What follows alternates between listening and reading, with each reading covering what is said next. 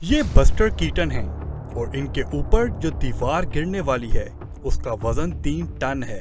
ये कोई प्लास्टिक या कागज की बनी हुई दीवार नहीं है, ये कंक्रीट से बनी दीवार है। और अगर इस स्टंट को परफॉर्म करते हुए जरा सी भी मिसकैलकुलेशन हो जाती तो बस्टर जिंदा ना बचते। और ऐसा सिर्फ एक स्टंट ही नहीं, बहुत से ऐसे स्टंट्स हैं जिन्हें परफॉर्म करते हुए आर्टिस्ट अपनी जान हार सकते थे या सारी जिंदगी के लिए पैरालाइज हो सकते थे।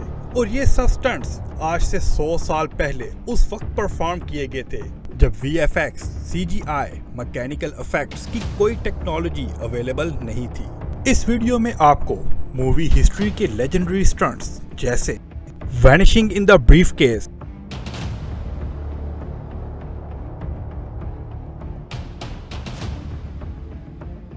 Catching a moving vehicle, jumping from a building, hanging on a clock tower,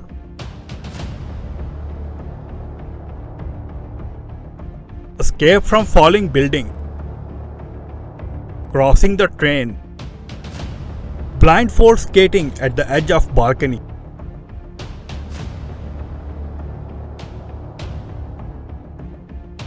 जैसे स्टंट्स का ब्रेकडाउन देखने को मिलेगा। और एक मर्तबा जब आपको पता चल गया कि ये स्टंट्स कैसे परफॉर्म किए गए थे तो आप स्टंट्स के साथ मूवी मेकर्स से भी जरूर इम्प्रेस होंगे जिनकी मेहनत और ब्रिलियंस एक सिंपल सीन को किसी जादू की तरह स्क्रीन पर प्रेजेंट करती है। बस्टर कीटन के लेजेंडरी गैग्स में या तो वो खुद किसी बिल्डिंग से गिरते दिखाई देते हैं या फिर बिल्डिंग ही उन पर गिर जाती है। उनका ये स्टंट बहुत फेमस हुआ और फिर उन्होंने अपनी मूवी स्टीमबोट बिल जूनियर में इस स्टंट को कुछ इस अंदाज से परफॉर्म किया कि उसमें उनकी जान जा सकती थी। मूवी की कहानी में पूरे शहर में तूफान सब कुछ तबाह किए दे रहा है। बस्टर का कैरेक्टर एक घर के सामने खड़ा है कि उस घर की दीवार बस्टर पर गिर जाती है और वो एक छोटी सी खिड़की की वजह से बच जाते हैं। इस स्टंट को एक्सप्लेन करते हुए बस्टर खुद बताते हैं, हमने खिड़की कुछ इस तरह से डिजाइन की कि मेरे दोनों शोल्डर्स और खिड़की के दरमियान सिर्फ 2 इंच का फासला था। इसी तरह मेरे सर और मेरे पैरों और खिड़की का फासला भी सिर्फ 2 इंच था। हमने जमीन पर उस जगह पर निशान लगाए जहां खिड़की का फ्रेम गिरना था और जमीन में 2 बड़े कील लगा दिए। मुझे उन कीलों के सामने खड़ा होना था। फिर उस दीवार को खींच के वापस मकान के साथ जोड़ दिया गया। दीवार को दरवाजे के कब्जों की तरह मकान के साथ जोड़ा गया था। दीवार के ऊपर की तरफ से 3 रस्सियों के साथ कनेक्ट किया गया था और मकान की छत पर 3 क्रू मेंबर्स छत पर रस्सी को थाम के तैयार बैठे थे कि जैसे ही डायरेक्टर एक्शन बोलेगा तो वो रस्सी को काट देंगे। और चौथी रस्सी दीवार की फ्रंट साइड पर बांधी गई थी ताकि दीवार को खींच के गिराया जा सके। ये स्टंट परफेक्टली परफॉर्म हुआ और आज भी इस स्टंट को कॉपी किया जाता है। इस स्टंट को जैकी चैन रस्टेड डेवलपमेंट के टेलीविजन शो जैकएस में भी कॉपी किया गया। बस्टर कीटन की एक और मूवी द कॉप्स में वो एक चलती हुई गाड़ी को पकड़ के भाग जाते हैं। ये स्टंट बाद में द अमेजिंग स्पाइडरमैन और बर्फी मूवी में कॉपी भी किया गया था।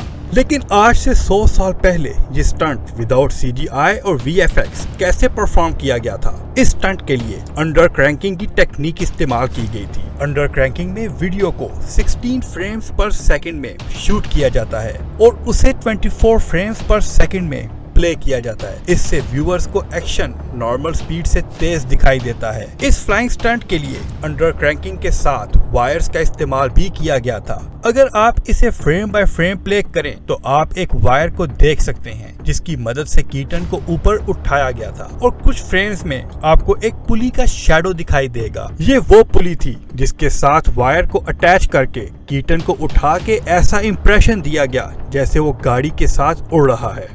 अब बात करेंगे हॉलीवुड के लेजेंडरी एक्टर और स्टंट परफॉर्मर चार्ली चैपलिन के फेमस स्टंट की। उनकी एक मूवी मॉडर्न टाइम्स में उनका कैरेक्टर एक डिपार्टमेंटल स्टोर के वॉचमैन की जॉब कर रहा था। एक दिन वो एक लड़की को इम्प्रेस करने के लिए अपने शूज के साथ रोलर स्केट्स बांधते हैं और स्केटिंग करते हुए एक हॉल के कॉर्नर तक आ जाते हैं जहां से वो नीचे गिर सकते थे। और उन्होंने ये स्टंट अपनी आंखों पर पट्टी बांध कर किया था। अब इस डेंजरस स्टंट की टेक्निक बहुत सिंपल सी थी। दिखाई तो यही देता है कि चार्ली फर्श के किनारे से नीचे ग्राउंड फ्लोर पर गिर सकते हैं, लेकिन असल में वहाँ कोई कॉर्नर नहीं था, ना ही फर्श में कोई ऐसी जगह थी जहाँ से वो गिर जाते। स्क्रीन पर बालकनी और ग्राउंड फ्लोर दिखाने के लिए जो टेक्निक इस्तेमाल की गई उसे मैट पेंटिंग कहते हैं। इस टेक्निक में कैमरे के सामने एक शीशे का फ्रेम रख दिया जाता है, फिर उस फ्रेम के एक हिस्से पर पेंटिंग की जाती है और फिर एज अ रिजल्ट व्यूअर को स्क्रीन पर वो सीन दिखाई देता है जो रियल में नहीं होता।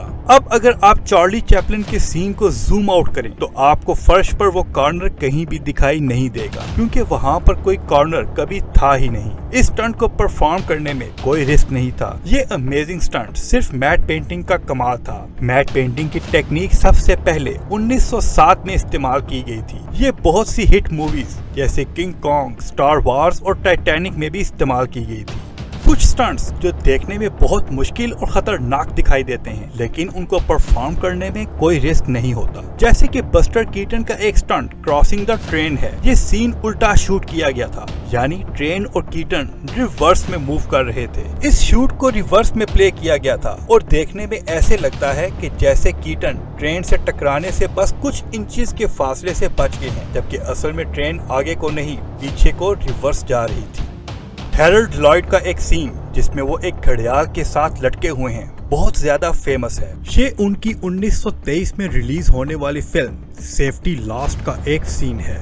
इस फिल्म में हैरोल्ड और उनके दोस्त को $500 की ऑफर मिलती है अगर वो बोल्टन बिल्डिंग पर चढ़ के दिखाएं। फिल्म में जब भी वो एक मंजिल ऊपर पहुंचते हैं तो उनके साथ कुछ न कुछ इंटरेस्टिंग और फनी मामला जरूर होता है, और जब हैरोल्ड बिल्डिंग के टॉप फ्लोर पर पहुंचते हैं तो एक गलती की वजह से बिल्डिंग के घड़ियाल से लटक जाते हैं। अब ये सीन बहुत चालाकी के साथ शूट किया गया था। अगर कैमरा को जूम आउट किया जाए तो पता चलता है कि बिल्डिंग की छत पर एक पूरा सेट लगाया गया था और हैरोल्ड जहां लटक रहे थे वहां से बिल्डिंग का छत कुछ फीट ही नीचे था और नीचे मैट्रेस रखे गए थे कि अगर वो गिर भी जाएं तो उन्हें कोई चोट ना आए। यहाँ भी मैट पेंटिंग की तरह कैमरा ऐसी जगह रखा गया था कि दिखाई ऐसे दे कि हैरोल्ड बहुत ज्यादा ऊंचाई पर लटक रहे हैं।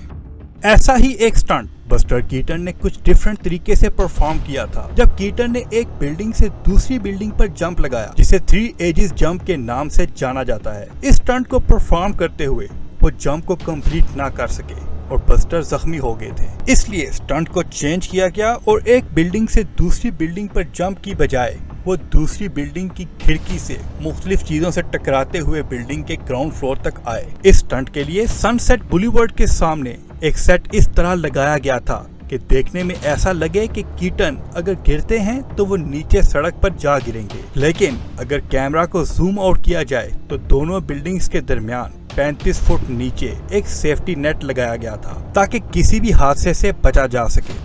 और last but not the least, Keaton का एक ऐसा स्टंट जो आज भी देखने वालों को हैरान किए देता है, vanishing in the briefcase stunt. Keaton की मूवी शर्लॉक जूनियर में 2 आदमी कीटन का पीछा कर रहे होते हैं। इतने में कीटन को एक आदमी दिखाई देता है जिसने एक ब्रीफकेस पकड़ा हुआ है। वो आदमी कीटन को इशारा करता है कि ब्रीफकेस में कूद जाओ। कीटन ऐसा ही करते हैं और कीटन के कूदने के फौरी बाद वो आदमी ब्रीफकेस के साथ वहाँ से चल देता है। अब ये स्टंट कैमरा ट्रिक कम और एक मैजिक ट्रिक ज्यादा है। चले कीटन की जुबानी ही सुनते हैं कि ये स्टंट कैसे परफॉर्म किया गया था। दरवाजे के पीछे 2 लोग मौजूद थे और दरवाजे के साथ लकड़ी के 2 रॉड्स रखे गए थे। ब्रीफकेस पकड़ा हुआ आदमी असल में उन लकड़ी के रॉड्स पर पैर रख के लेटा हुआ था और उसने अपने हाथों से दरवाजे पर लगे हैंडल्स पकड़ रखे थे। और जैसे ही बस्टर ने ब्रीफकेस में जंप लगाया तो वो आदमी सीधा खड़ा हुआ और वहाँ से चल दिया। दीवार में एक छोटा सा दरवाजा भी था जिसके निशान फ्रेम में आप देख सकते हैं। इसी दरवाजे से ब्रीफकेस पकड़ा हुआ आदमी दीवार के पार आया और उसके दरवाजा पार करते ही वो दरवाजा बंद कर दिया गया था। आज 100 साल गुजरने के बाद भी इन लेजेंडरी स्टंट्स को कॉपी किया जाता है। इनकी टेक्निक को आज के लेजेंडरी एक्टर्स डायरेक्टर्स इस्तेमाल करते हैं। कहने और बताने को अभी बहुत कुछ बाकी है, लेकिन इस वीडियो को यहीं पर खत्म करते हैं। और अगर आपको ये वीडियो अच्छा लगा है तो वीडियो को लाइक करें, चैनल को सब्सक्राइब करें। आपसे नेक्स्ट वीडियो में मुलाकात होगी।